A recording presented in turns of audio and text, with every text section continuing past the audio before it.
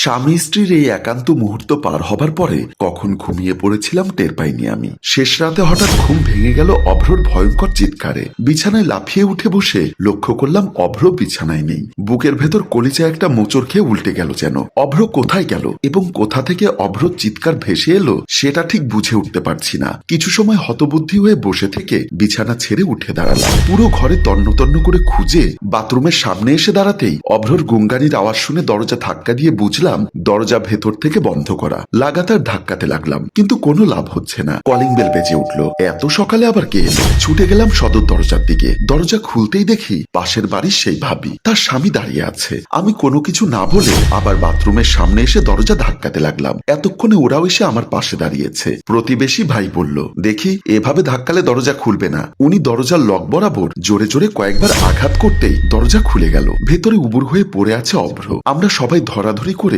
অভ্রকে এনে বিছানায় শোয়ালাম। অভ্রর কপালে অনেকখানি কেটেছে। অভ্রর মাথা আমার কোলের উপর রেখে ক্ষতস্থান পরিষ্কার করতে লাগলাম। পাশের বাড়ির ভাবি তার স্বামীকে বলল জলদি গাড়ির ব্যবস্থা করতে, অভ্রকে হসপিটালে নেওয়ার জন্য। উনি গাড়ির ব্যবস্থা করতে বেরিয়ে পড়ল। আমার চোখে জল টলমলো করছে দেখে পাশের বাড়ির ভাবি বলল, ভাবি একটা কথা বলবো? বলুন। আসলে ভাবি, এই বাড়িটা আমার মোটেও সুবিধাজনক মনে হয় না। কেন? বাড়িটার দিকে তাকালেই কেমন রহস্য মনে হয়। এর জন্যই সেদিন আপনাকে সাবধানে থাকতে বলেছিলাম। এই বাড়িতে কিছু আছে মনে হয়। কিছু আছে মানে? ভাবি, আমি গভীর রাতে আমাদের দ্বিতীয় তলার জানালা থেকে একদিন দেখি আপনাদের পুকুরের সানবাঁধানো ঘাটে সাদা লম্বা কি একটা বসে আছে। আর একদিন দেখি সেই সাদা লম্বা মানুষ আকৃতির মতো জিনিসটা আপনাদের ঘরের আশেপাশে ঘোরাঘুরি করছে। আর কিছু দেখেছেন? জি ভাবি, গভীর রাতে পুকুরের পাশের ওই রক্তজবার ঝোপটা ঘিরে জোনাকি পোকা জলে নেভে। তখন কিছুক্ষণ পরে পরে ঝোপটা এমন ভাবে দুলে ওঠে যেন ওর ডালে চড়ে কেউ নাচছে। ওনার কথায় অবিশ্বাস করার কিছুই নেই, কারণ এরকম ভৌতিক কিছু বিষয় আমিও ইতিমধ্যে লক্ষ্য করেছি। তবে বিষয় হলো, দোষ কি এই বাড়ির নাকি আমার সঙ্গে আসা দোষ? আমি জিজ্ঞাসা করলাম, ভাবি আপনি এসব ঠিক কবে থেকে লক্ষ্য করেছেন? উনি কিছুক্ষণ ভেবে বললেন, আপনারা এ বাড়িতে আসার পর থেকে। কারণ এর আগে এ বাড়িতে কেউ ছিল না বলে তেমন নজর পড়তো না। এখন আপনাদের ঘরে আলো জ্বলে বলে চোখ পড়ে, আর এজন্যই বিষয়গুলো হয়তো চোখে পড়েছে। ভাবির স্বামী গাড়ি নিয়ে এসেছেন। আমাদের বেডরুমে প্রবেশ করে বলল, চলুন ওনাকে ধরাধরি করে গাড়িতে তুলি, হসপিটালে নিতে হবে। এবার সবাই ধরাধরি করে অভ্রকে নিয়ে হসপিটালের উদ্দেশ্যে রওনা দিলাম। অভ্রর কাটা জায়গা থেকে অনেক রক্তক্ষরণ হয়েছে। নার্স ক্ষতস্থান পরিষ্কার করে ড্রেসিং করে দিয়ে ব্যান্ডেজ লাগিয়ে দিচ্ছেন। ডাক্তার সাহেব বললেন, আর কোনো চিন্তা নেই, কিছুক্ষণের মধ্যে ওনার জ্ঞান ফিরবে। তারপর আপনারা ওনাকে নিয়ে বাসায় চলে যেতে পারবেন। এই বলে ডাক্তার সাহেব তার চেম্বারের দিকে চলে গেলেন। ধীরে ধীরে চোখ খুলল অভ্র। আমার দিকে তাকিয়ে ধীরে ধীরে হাত বাড়িয়ে দিল। আমি হাত বাড়িয়ে অভ্রের হাতটা ধরতেই অভ্রর শুকনো ঠোঁটে হাসির রেখা ফুটে উঠল। তারপর আমরা তাকে ধরে আস্তে আস্তে বিছানা থেকে তুলে বাসায় রওনা দিলাম। বিছানায় শুয়ে দেওয়ার পর অভ্র খেয়াল করলো আমার চোখে জল টলমলো করছে। তা দেখে হাত ধরে টেনে পাশে বসিয়ে বলল, তুমি আমার শক্তি, তুমি আমার মনোবল। তুমি এভাবে ভেঙে পড়লে আমার কি হবে বলতো? আমি চোখের জল মুছে হেসে বললাম, এটা কষ্টের অশ্রু নয়, তুমি সুস্থ হয়ে উঠেছ বলেই আনন্দের অশ্রু এসেছে চোখে। অভ্র মুখটা সেন্টি ইমোজির মতো করে বলল, অশ্রু আনন্দের হোক বা বিষাদের, তোমার চোখে অশ্রু দেখলেই আমার মনটা হতাশার মেঘে ছেয়ে যায় মিস সাদিয়া ইসলাম কেয়া, সরি মিসেস সাদিয়া ইসলাম কেয়া। তারপর দুজনে হেসে উঠলাম। এবার আমি খবরদারি স্বরে বললাম, চুপচাপ চোখ বন্ধ করে শুয়ে থাকবে একদম। অভ্র আমার হাতের উপর হাত দিয়ে আলতো করে চেপে ধরে চোখ বন্ধ করে রইল। পাশের বাড়ির সেই ভাবি আমাদের দিকে তাকিয়ে মুচকি মুচকি হাসছিল এতক্ষণ। এবার ইশারায় জিজ্ঞাসা করলো আমাদের লাভ ম্যারেজ কিনা। আমি মুচকি হেসে বললাম, হ্যাঁ ভাবি, আমাদের লাভ ম্যারেজ।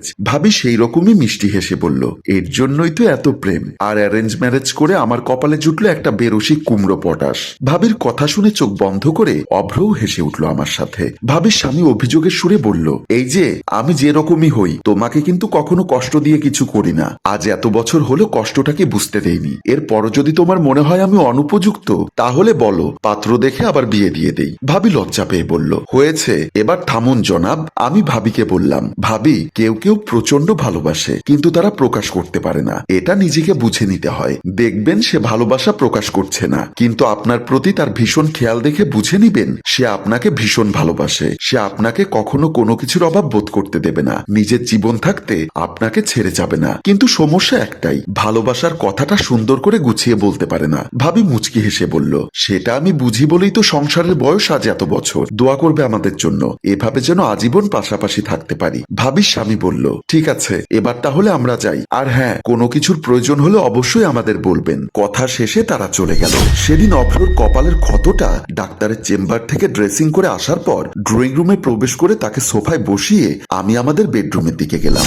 বেডরুমে প্রবেশ করে বিছানার উপর পার্স ব্যাগটা রেখে যখনই ঘুরতে যাব ঠিক তখনই হঠাৎ চোখ পড়ল বালিশের উপর। আমি তো অবাক হয়ে গেলাম। আমাদের বিছানার বালিশের ঠিক মাঝ বরাবর একটা রক্তজবা ফুল পড়ে আছে।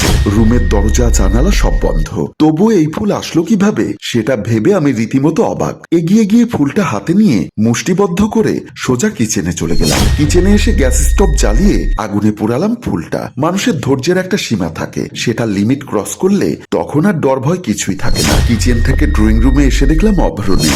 জানালা দিয়ে বাহিরে তাকিয়ে দেখি ঘরের বাহিরে দাঁড়িয়ে আছে অভ্র।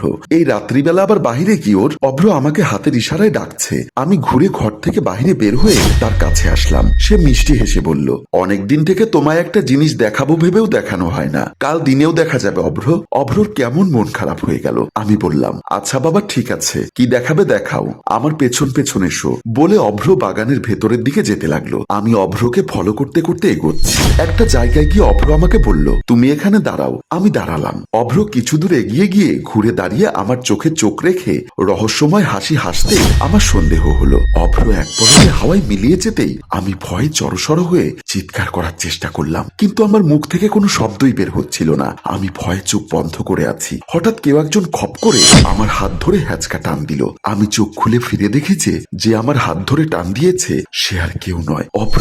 আমি হতবাক হয়ে ফেল করে অভ্রের দিকে তাকিয়ে আছি।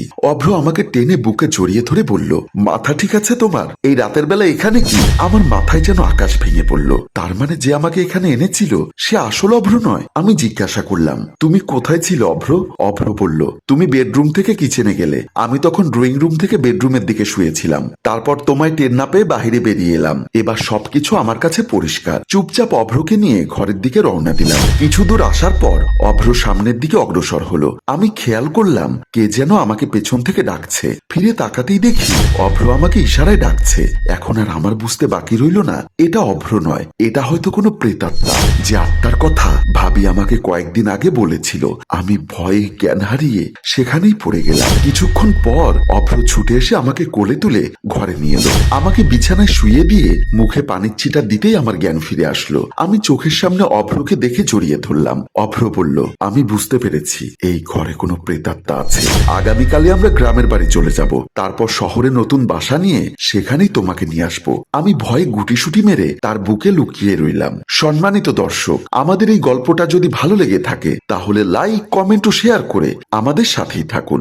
ধন্যবাদ সবাইকে। গল্পটির রচনা ও পরিচালনায় রেজাউল কবির চৌধুরী, প্রযোজনায় এফ এ নয়ন চৌধুরী।